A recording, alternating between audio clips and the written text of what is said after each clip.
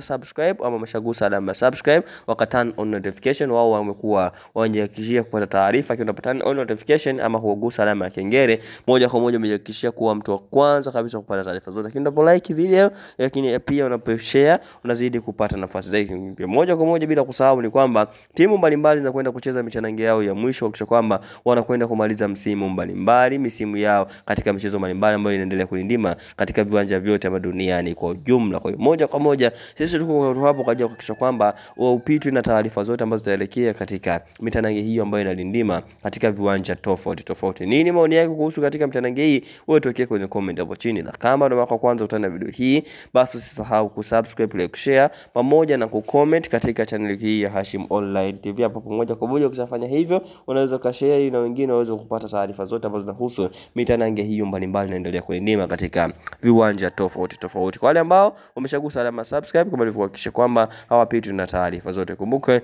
baada ya hapa ilikuwa ni break fupi kutoka katika michuano mbalimbali duniani inaendelea kulindima kwa upande wa timu za taifa. Kwa sasa timu zote zimeweza kurejea kuhakikisha kwamba zinakwenda kukamilisha ule mzunguko ambao umeweza kusalia katika michezo yao kadhaa ambayo imeweza kubaki mpaka hivi sasa. Pia wengine wanakwenda katika mashindano mengine makubwa zaidi, lakini sisi tuko hapa kuhakikisha kwamba haupitwi na taarifa zote ambazo zitaendelea katika viwanja hivyo vyote ambavyo vinaendelea kupigwa katika ulimwengu mzima wa soka. Tuambie unafuatilia ukiwa wapi, lakini pia moja kwa moja maoni yako kuelekea katika mitanange hiyo wewe tuwekee kwenye comment hapo chini. La kama ndio mara kwanza kutazama video hii, basi usisahau kusubscribe, like, kushare pamoja na kucomment hapa Hashim